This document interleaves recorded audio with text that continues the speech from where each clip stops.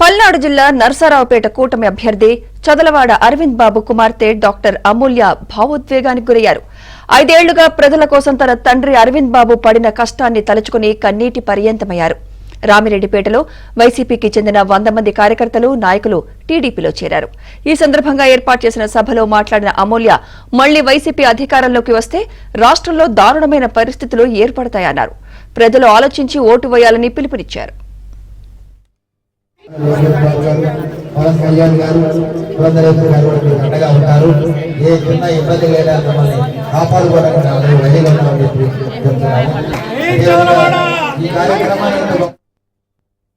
ఈ రాక్షస ప్రభుత్వాన్ని గద్దె దించాలి. ఇప్పుడు ఇది చాలా క్రూషియల్ టైం మనకి.